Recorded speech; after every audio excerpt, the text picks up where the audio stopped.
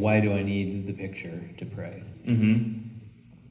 So why do I need the picture to pray? Well, Why can't I just pray like without it?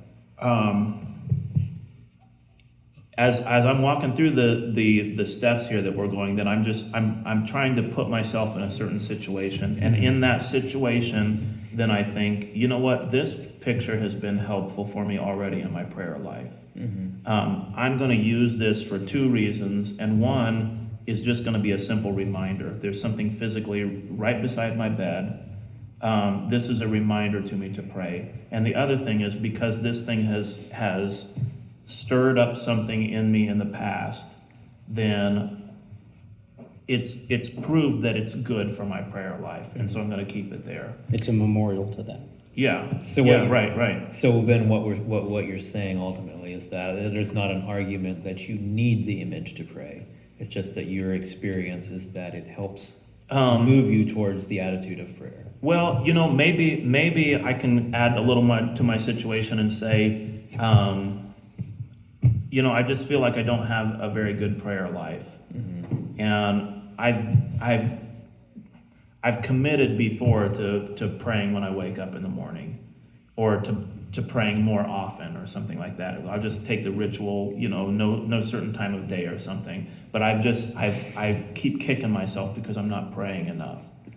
And so I'm in a position where I think, what you're saying, just pray, you don't need the image or something like that. Maybe I'm just in a position where it's like, hey, I've tried to just pray, Mm-hmm. and it doesn't seem to be working. Not as well as I would like it to. I'm not praying as often as I would like to, and so I'm gonna ritualize it. Mm-hmm. But at this point, aren't you adding to the Christian religion by ritualizing, or what? Right. Okay. So I said this is where people would start to get a little bit hung up, and there are two things that are going on. I mean, one is I'm ritualizing it, but I'm also ritualizing having an image. And I do think that in general, people don't like religion anymore when it gets to be ritualized. Yeah. And Which I'll just interject there. In the ancient concept of what religion is, including the Jewish and the Christian religion, is if you don't like it when there's ritual involved, then you're no longer religious. yeah, right. And this is like the sort of irreligion that's actually criticized in the New Testament. Yeah. It's like the lack of rituals. Well, I think also, if you were to make a biblical argument against ritual, then you can find your proof text, Mm-hmm.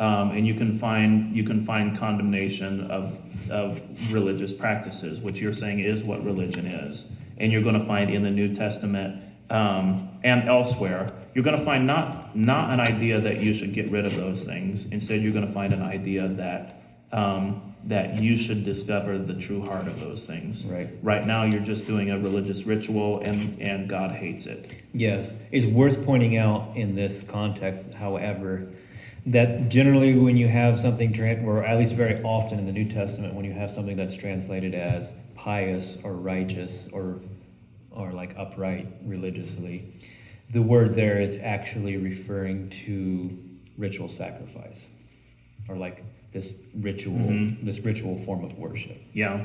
So like there is this connection in the biblical text between engaging in ritual acts and being a true devout follower of God. Yeah. So like they're not that, maybe that's not clear if you're reading the Bible in English. Yeah. But it's a little more clear if you're reading the Bible in Greek. Yeah. Well, Daniel prayed every morning, noon, and night. Mm-hmm. And I remember seeing that and thinking like, it's sort of rigid. Yeah. Like when this time of day rolls around, then I'm gonna pray. And I think there is a sense where there is a way in which a spontaneous prayer is better than a prayer that you do because you're following a script. That there's something more genuine and sincere about it. And yet, it does seem like following the script is actually good and not bad. Yeah. You know, like if you have a habit of praying before meals, that's better than not having a habit of praying before meals. And especially when you've got a family, if you're not going to have ritual times of prayer with your family, when are you going to pray with your family? I don't see how you're going to do it. Well, it's like you ritualize. I don't see how you're going to do it. I don't see how it's going to be a part of your way of life. Yeah, so like Jonathan Peugeot makes this argument, I think he makes it probably better than I'm gonna make it, but it's that you already ritualize everything else about your life. Yeah. So like brushing your yeah. teeth, eating a meal, getting dressed, all of these things are ritualized. Right. And like even Christian people will teach the value of having such rituals. Yeah, right. Because like it helps you regulate your life. Right. Keep things in order, like actually do the everyday things that you need to do to live responsibly. So why, when it comes to Christianity, when it comes to your religion, do you suddenly say ritual is wrong? Right, yeah. Like, doesn't it serve the same function? Right. And like it helps you regulate your spiritual life and do the things that you're supposed to be doing when you should be doing them. Right. Helps you maintain things in their proper order and balance. Right, Like, isn't yeah. that the whole purpose of ritual? Yeah. Yeah, So- and in this Old Testament, like when God hates the sacrifices or festivals, like it's not, there's no goal of abolishing these Yeah, things. he hates the instrumentality that they're being approached with. Right, there's a goal of restoring these things. Yeah. Yeah. So, is there more, should we continue down this precarious path?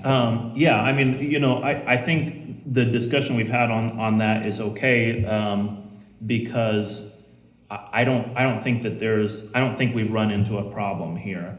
I do think there are reasons why people would get a little cautious when you ritualize it, and I don't think that ultimately that's a good instinct.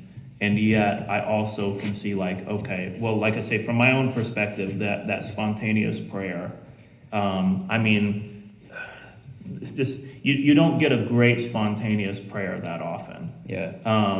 And sometimes you do, but if you want it to be a part of your way of life, if you want prayer to be a part of your way of life, then you ritualize it. Otherwise, prayer is not a part of life. Well, and I'll just say, like, personally, like, some of the best prayers that I've ever had and like best experiences of prayer, there was nothing spontaneous in it. Like, Yeah. everything was like, as scandalous as this might seem to some, everything was out of a book. Mm-hmm. Yeah.